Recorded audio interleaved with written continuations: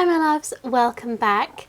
Today I'm going to be doing a good old-fashioned get ready with me and Q&A. I asked on Instagram what you would like to see and this won the vote. Background, well, I'm sitting in Indy's room because I am sick of filming upstairs and she's not here to tell me not to. So filming in her room today, and also just for a bit of a change for all of us. But is it the most aesthetically pleasing setup right here? No.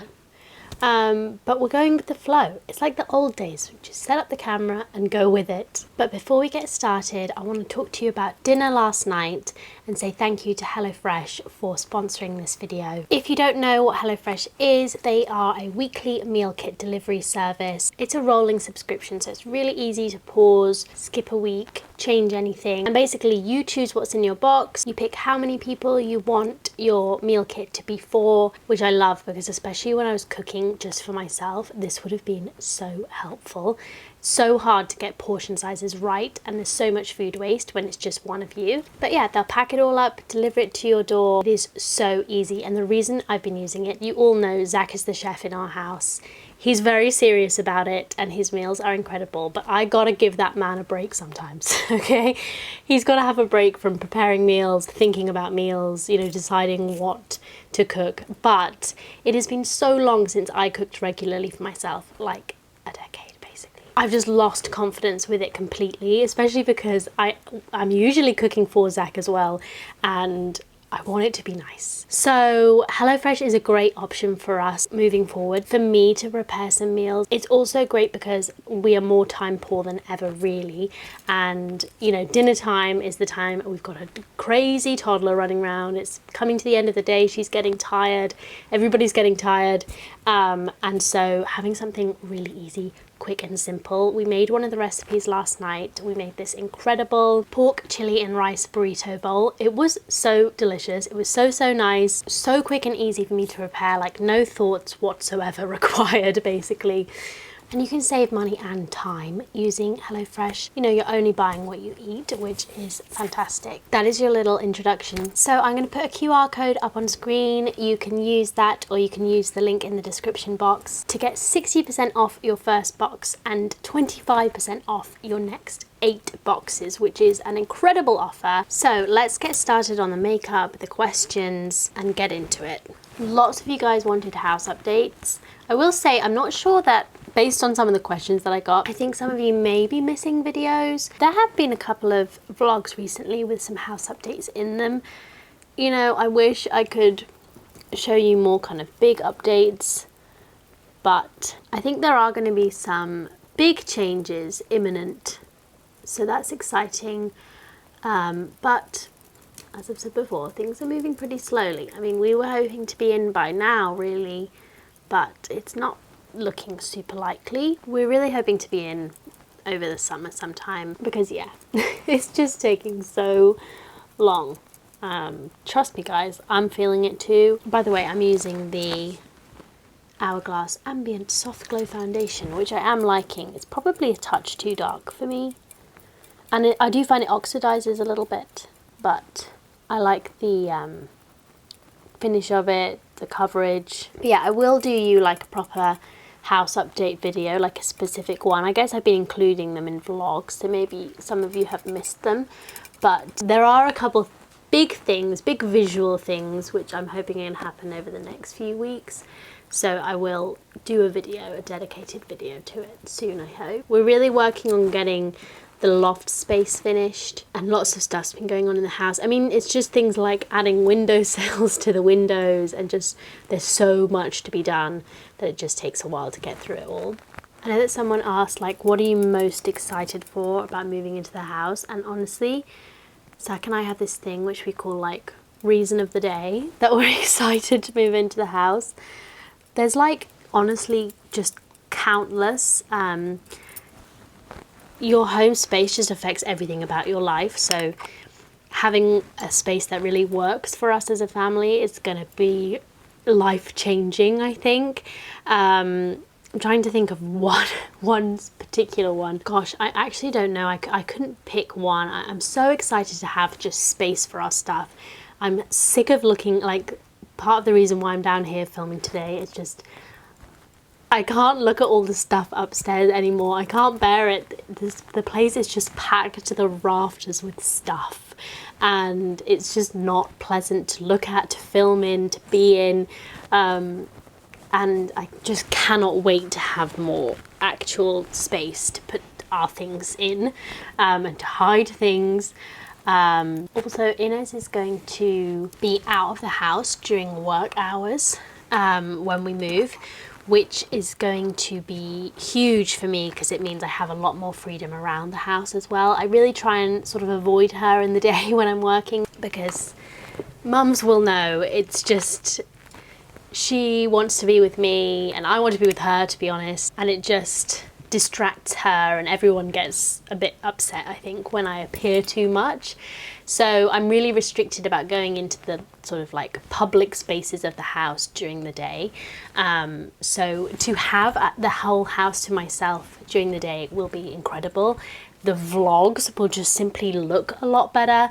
I think I will feel a lot more freedom, and I'll have more space to shoot just like pictures, like actual pictures as well, because as I say, the space upstairs is just so packed that shooting like outfits and stuff is just awkward, and I really have to like shove myself into a corner. And I just, from a work perspective, I think it's one of the things I'm most excited about at the moment. In fact, my mum is actually possibly going to move out in the next few weeks, so it might be the case that that happens here for a little while. So actually that change could be more imminent, it just won't be in our house. As always when I do this sort of thing, I'm just not focused on my makeup at all, and it's probably going to end up being really random, and I'm going to do things in a really weird order. Do you ever find that, like when you're getting ready with friends and you're all chatting or something, I just end up doing my makeup in the weirdest order because I'm just not focused at all.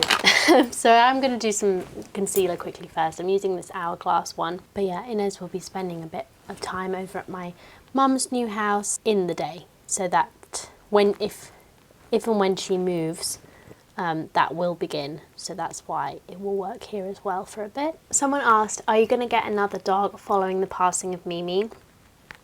Been thinking about this a little bit recently, just like pets and stuff has been on the kind of family mind, I suppose. I don't think we're going to get a dog anytime soon, to be honest. Like us personally. By the way, did I say I'm using the Fenty cream bronzer in Butter Biscuit, which is shade number 2. I'm just applying that with my beauty blender as well. In fact, this isn't a beauty blender, this is an Eco Tools sponge. I don't think we're going to get another dog anytime soon, because they're just really, dogs are high maintenance, you know, they require a lot of work, a lot of dedication, and when you already have like a toddler, and you know, in the next few years I would like to add another baby into the mix, hopefully, not anytime soon, but you know, in the next few years. And I just think having a dog will, I feel like I know my limits, and one of my limits is probably having 2 fairly young children and a dog. I think it's going to be too much. So I think when, you know, kids get to school age and stuff, having a dog will be a lot more viable for us. I'm sort of hoping the family gets a dog, so we can sort of have a dog but not personally have a dog, and we can look after it sometimes as well. But yeah, they're a lot of work, you know. I adore dogs. But Zach, who is a staunch anti-cat person, did see a beautiful Maine Coon in the park the other day, and now he's sort of, I think he was just entranced by this cat, and he was looking up Maine Coons. I do think having a cat is possibly more viable, just because, well, Inez loves animals, so she would love a pet more than anything, and they're slightly less high maintenance in some ways. At the same time, there are some similar problems to getting a dog. The only problem with cats is that is the litter box thing. I can't get my head around it, really. You can always, I feel like, tell when someone's got a litter box in the house. I don't know, I'm sure there must be ways of kind of sorting that out. I know you can teach your cat to like use the loo and stuff, but all of this seems like a lot of effort. So we'll see. I don't think a pet is really on the cards like soon for Zach and I, but I'm hoping family-wise, maybe not.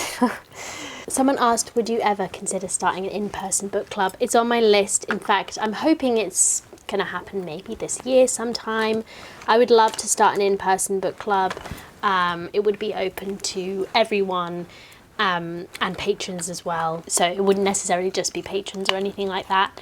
I would love to. My only worry actually is that I think there's a limit to a good book club size, especially in person. I don't want to toot my own horn, but I'm worried that it would actually be oversubscribed. So I don't know. I mean, I would love to make that. And a few people ask kind of about my career and what I would like to do in the next 5 years. Like, where do I see myself in 5 years and all of this kind of stuff. Like, in an ideal world, again, I'm not telling you what I'm doing.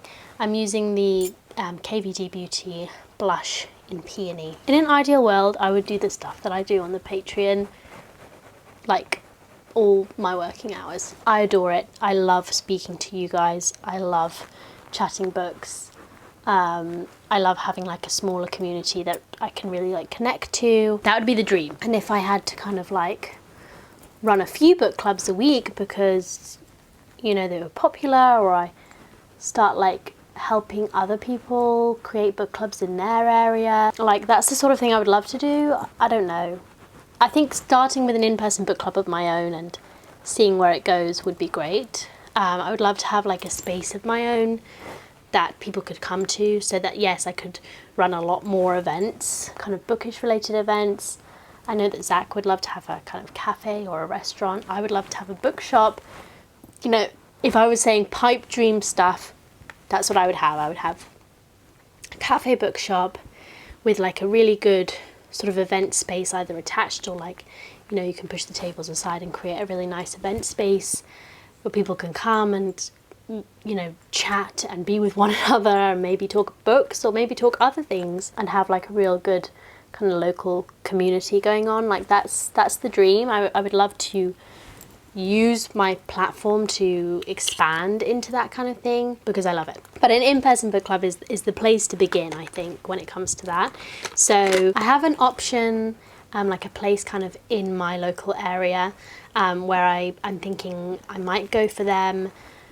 But I'm also like, should I be looking at other places in London or places that are more central? I'm continuing to think about it, but I would love to do one. Quite a lot of people asked about like how I read so much and how to like read better or read more, or kind of how I decide what to read. And I think I'm using the Vive Muse palette, by the way, and just putting some eyeshadow everywhere. Basically, I'm using this shade up here, Bow. And I think I'm going to do like a whole series on becoming a reader, basically, for any of you or anyone who maybe has watched me for other reasons over the years and now maybe wants to read more books. Or basically it's going to be a series because I think there's different levels to it. Like there's, you know, people that want to read who sort of have never read, basically, never been a reader at all.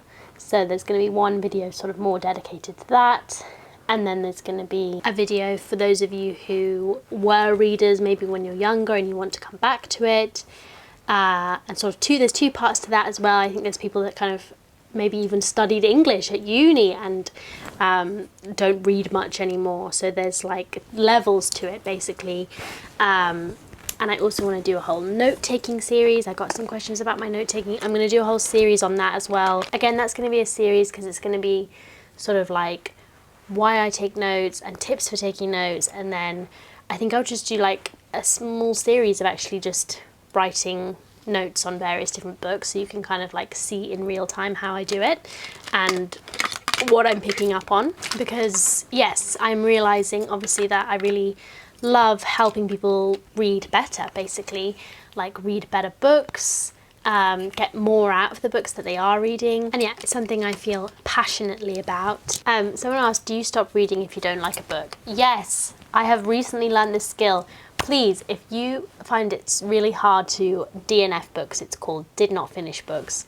I don't know how it turned into a verb. It's quite horrible, actually. But if you don't DNF books, you must learn how to do it, because it will kill...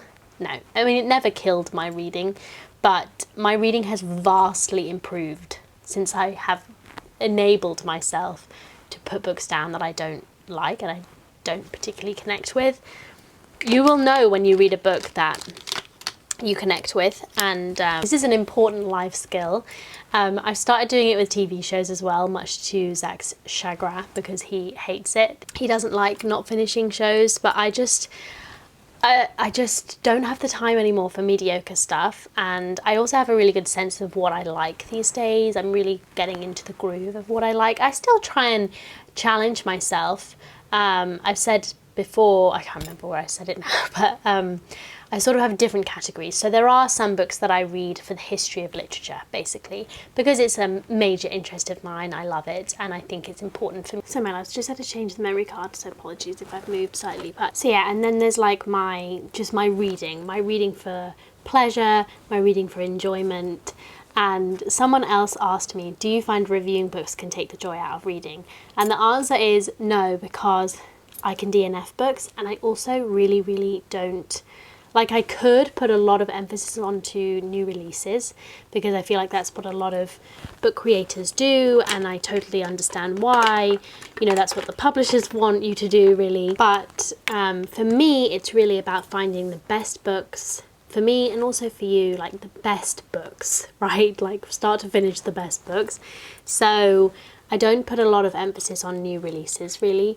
I obviously write my article for the Sunday Times, and I can understand, like, if I did that all the time, if I just read new releases all the time, I think it would take some of the joy out of reading, but because I'm able to do something slightly different because of how you know, being a creator is structured, I suppose, then I still love it just as much. I always get questions like this, and I apologise if you've heard me answer this before, but I will quickly try and maybe just explain it a little bit better this time. But someone asked, and a few of you asked, about fashion content, and will fashion content ever come back? Because I know I talk a lot about books these days. It's so funny because I started my channel as a makeup channel, and then I moved to fashion, which I would say was like more of a base interest for me beyond makeup. You know, I'm not the makeup person. I like makeup and I like doing what looks good on me, but I'm not, I mean, you know this, I'm not like a makeup person. So I did fashion, and I always said, you know, I fell into fashion and I kind of preferred it because it was a kind of deeper interest of mine. I've always loved fashion. And then I've now fallen into books, which I would say is like the founding interest of mine, right? Like, pre anything, I loved books. So I've sort of become deeper and deeper into my interest. So the book stuff is definitely never going away. I would love to bring more fashion into it, and I will try and verbalize, I suppose, how I feel, but it's so itty bitty that I don't want to bore people when I go into it. So I'm just using the Vive Power Incliner, by the way. So kind of the first level with it really is postpartum. And postpartum lasts so much longer than you think it does, especially when it comes to the more subtle things like fashion. Rather than, like, you know, getting used to the human that lives in your home, that bit does come probably a little bit quicker, but it's the, you know, the yourself bits that maybe sometimes take a bit longer. You know, I'm 2 years out now. I still feel like I had a baby yesterday, and yet she's like a small child and she talks in many ways. And for many people, I know that they feel the same. It's really hard to understand it, I think, until you've gone through it. It takes a long time to feel remotely like yourself when it comes to dressing yourself. And partly that's because your body has changed. Let me just do this flick, otherwise I'll never do it. That can be like a structural thing. So because of the hormones in pregnancy, your ligaments basically stretch, and so your shoulders just are wider. Your feet are just bigger. So it can be a structural thing, and then obviously there's a weight thing as well. So it's like two things. So usually, apart from some people, you'll come out the other side of pregnancy looking different, right? And when you look in the mirror, still to this day, when I look in the mirror, I don't see really me. I don't really get in my head about it too much, and I'll talk about that like a bit more, but I still feel like an alien. I don't see who I saw for 25 years, basically. So that's weird. That's just weird to start with, and that makes getting dressed difficult. And then on top of that, I'm still breastfeeding. I'll talk about my breastfeeding journey in a minute because there's a few questions about it. I'm still breastfeeding, and in my sense of myself and my body, and people are different and people react differently to hormones, I feel like my body is clinging on to fat. That is what prolactin does, which is the breastfeeding hormone. For some people it seems not to affect them so much, or the active breastfeeding seems to create a caloric deficit anyway. Depends on your metabolism, your weight history, I have no idea, but anyway, it's different for everyone. But this is definitely a reported thing too. I mean, at least anecdotally, when you Google it, lots of women say, when I stopped breastfeeding, weight fell off me, basically, because your hormones go back to normal. I am like a good few kilograms heavier than I was pre-baby, and I don't fit really into anything that I used to wear, at least on the bottom half. I'm sort of waiting until I stop breastfeeding to see if I have to buy a whole new wardrobe, essentially. And of course I have bought things over the past few years. I didn't buy anything basically in my pregnancy, maybe like 10 pieces max, probably less, because I was like, oh, well, it's only a short period of time that I'm going to be bigger than I usually am, and I don't need to. And that was wrong because postpartum is highly likely, not for everyone, but highly likely you're going to be different afterwards for at least a period of time. So I sort of wish I did started investing in another wardrobe earlier on. But anyway, we've got to this point now where I'm reluctant to go out and really recreate my wardrobe, because I don't know how my body's going to react to weaning. At the same time, I have a much more limited repertoire of clothes to wear, and I do style what I can. I don't know yet whether to accept my new body, and if this is my new body, then that is just that. Do you know what I mean? And I'll get used to it over time, and my metabolism's probably changing anyway, because I'm entering my late 20s into my early 30s, and you can have body changes then as well, regardless of whether you're pregnant or not. But yeah, so there's that element. And I also, because of the house, I just don't have the cash, and I also don't really have the time to go out and buy a whole new wardrobe either. So that's obviously holding me back, and I've been adding to it slowly. Things like, I feel comfortable in and I can wear. And yeah, if it turns out that this is my new body, then everything else needs to be sold, basically, because the wardrobe is stuffed full of stuff I just can't wear. It just doesn't fit me. Yes, I mean, on the topic of kind of body image and stuff, I feel a lot more body neutral to my body, towards my body. I mean, it served a wonderful purpose. I've been able to feed my toddler for a couple of years. We've had a fairly easy breastfeeding journey. I mean, it's not easy anyway, because it is so time intensive. It's lovely sometimes, it's so frustrating other times. Now that she's 2, I am quite over it, I must admit. Going off on another tangent, I'm sort of just like everything else in my life, waiting to wean until we move. That's kind of for a couple of reasons. Partly because I'm just sitting here with one eyeliner on. Partly because I don't want to subject my mum to the pain of a screaming toddler at 3 a.m. And the whole weaning process. I think it's just stressful for everyone, I think. So, I want to be in the house. That's a factor. And then another factor is breastfeeding is my best tool. It's my best tool to calm her down, to get her back to sleep, to help her when she's dysregulated. It just helps her. She loves it, right? She is obsessed. And we are also thinking of moving her to a floor bed when we move. I've wanted one for ages. If I could have had one earlier, I would have done. Alas, we're just not set up here for one, because I hate the transfer. She actually transfers pretty well, but it gives me anxiety still. And also like the transfer from the bed to the cot, where I feed her to sleep and then I put her in the cot. And I would love to just leave. I just love to just leave her in the bed, basically. I think she'd sleep better as well. Anyway, I don't want her dancing around her room at 4 a.m, basically. I'll probably keep her in the cot for a little bit when we first move, just for some familiarity, and then move her to a floor bed. But anyway, so I don't want her dancing around the room at 4 a.m. It's my best tool. I don't want to lose my best tool at helping her feel settled in this new house. So that's my sort of other reason why, I don't really want to wean her just yet. But like personally, I'm ready to wean. It's quite hard when you reach that stage, I think, because then, every feed becomes a little bit of a trial and a tribulation.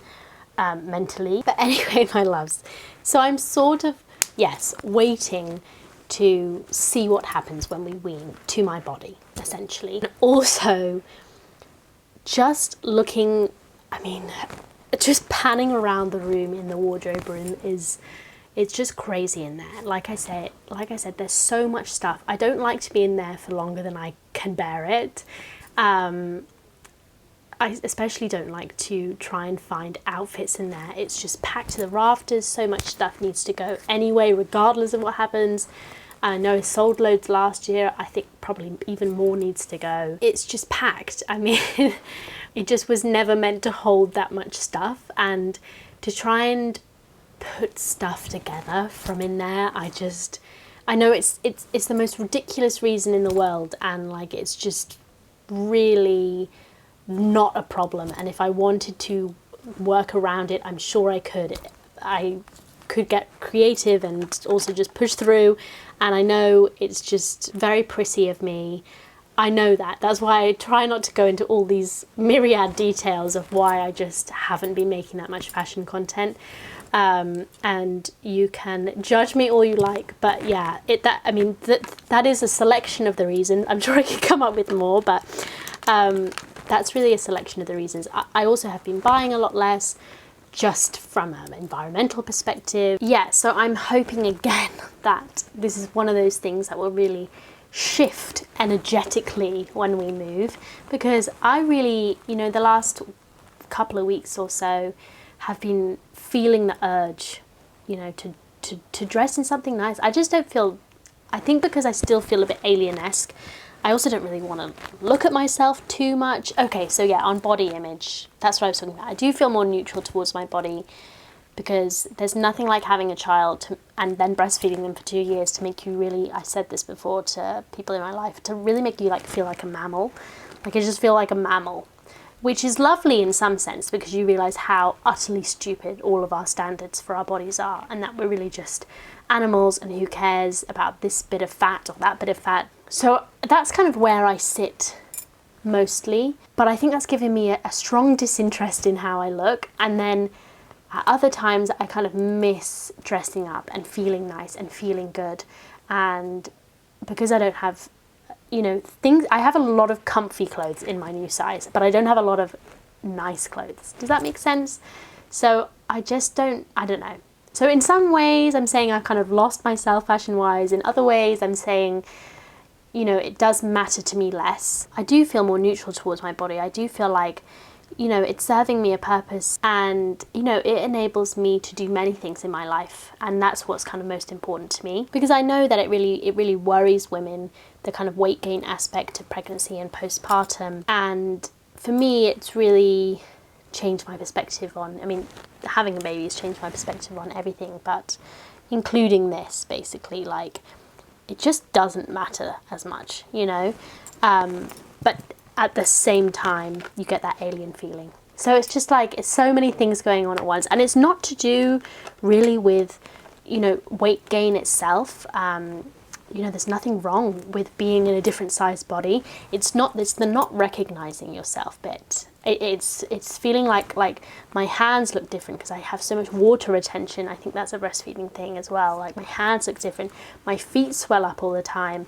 My legs look different. Everything looks slightly different to how it did before, and it's weird. It doesn't feel normal.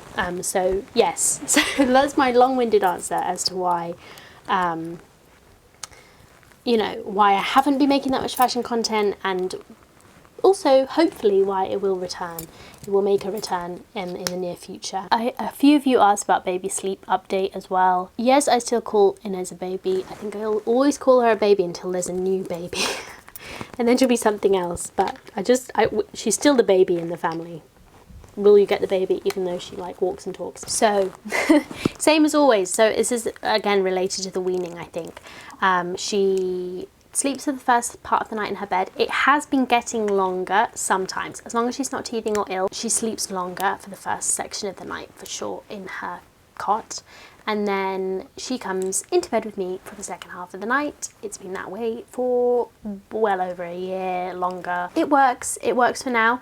I would like to I would like to get more sleep. I think my main thing now, I can sense really that weaning would help, that night weaning would help, and that she would sleep better having night weaned. I can just sense it now in my soul, like I just know that would be the case. But as I say, we're not really going to do that yet because it'll be slightly traumatic, but that's where we're at, and I just never expect it to change. So when you get a good night, then that's wonderful, and if you have a bad night, that's exactly what you were expecting. So I've just sort of come to terms with it, and this is just the part of life that we are in. So yes, while we were on the sort of toddler chat, I suppose, somebody asked about the terrible twos. How do you feel about the term terrible twos? Have big feelings started? So we get some big feelings.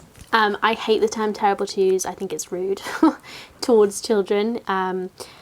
First of all, I love the twos so far. I think it's so much fun. I have just adored having a toddler so far. I think she's hilarious.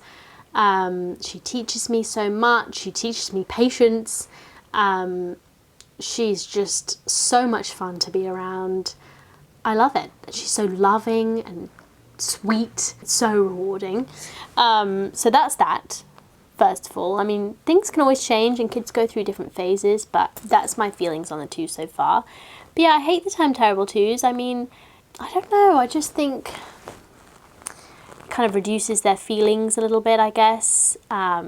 It's sort of like, I heard someone, I can't remember, it must have been a TikTok that I watched, a woman sort of having a go at the term baby blues, because it's just so reductive about the way women feel postpartum. And if you just have the baby blues, then that's fine. It's like, hang on a second, it actually kind of feels awful. Luckily I didn't get the baby blues too badly, but I've just used the authored brow gel, by the way, and now I'm using the Glossier Brow Flick. So I kind of feel the same way about the terrible twos. And also, like, I don't know, I feel like toddlers just get such a bad rap, and I think it's just because people really don't understand them or know how to deal with them. I think if you spent any time with like toddlers, you'll realise how like unique and wonderful they are, but also how similar they are. You know, these are very normal developmental behaviours. And I think, to be fair, I have a pretty easygoing child. So I can't speak too much about it because she doesn't really challenge us a lot. I think it does help that I have a knowledge of what toddlers are like, and I have very realistic expectations of her. You know, if she does something that I've told her to do, I'm amazed, because I do not expect it of her, really. I expect her to push back. I expect her to say no. Do you know what I mean? Like, it's just, that is what it's like having a toddler. And also I really want to encourage that in her. You know, I don't ever want her to feel like she can't speak up and speak her mind. I don't want to dampen that instinct in her, because it's pretty dangerous when it comes to having a girl, to dampen that instinct to say no, basically. And I don't want to do that to her. And I also just love her little spirit. You know, I don't want to kill her little spirit. I want her to feel free to express herself with us. If she can't express herself with us, who can she express herself with? So there's an element of that where I feel like where I have a good knowledge of what toddlers are like, and therefore I don't feel some of the challenges so much. But also at the same time, she is pretty laid back. She is pretty relaxed as far as babies go. You know, she's not a highly sensitive soul. She can take changes in her routine pretty well, and is generally actually very helpful. Like, I say that about her listening to me, but actually she genuinely is, she seems to have a kind of, you know, a desire to help out, because that's what you want, cooperation, basically. If you don't want it all the time, you want connection, but sometimes as a parent you need cooperation, and sometimes you just need to do things with or without cooperation, even if there's just some screaming involved. You know, you got to keep them safe. I used the Huda Beauty lip contour in Muted Pink, and now I'm going to use a little bit of Milkshake from Anastasia Beverly Hills. I'm just going to tap a little bit in. It's very pale, this. I think that's me done, to be honest, my loves. I don't even know, I've been waffling on for quite some time, haven't I? I had so many wonderful questions that I haven't answered, and possibly I'll do another one of these if you all enjoy it. But I have been waffling on for quite some time, so I feel like I should spare you more rambling for today at least. But let me know if you want to see some more of this, and I'll use more of these questions if you do. I'm just powdering with the hourglass powder, because you all know I need it. The shiniest person in the world. But yes, don't forget to use my HelloFresh link down below if you want to get 60% off your first box, 25% off the subsequent 8 boxes. Super exciting. I'm just going to take my hair out. I mean, it's literally the afternoon now, but I obviously put it in the kind of wave thing last night. It tends not to look good for the first half an hour after I take it out, to be honest. And I don't think it works. Some nights it seems to work really well, other nights less so. It's okay. Sometimes I kind of do the front pieces a little bit more because they don't kind of stick back. Thank you for listening to me chat today. Hope you enjoyed, and I will see you again very soon.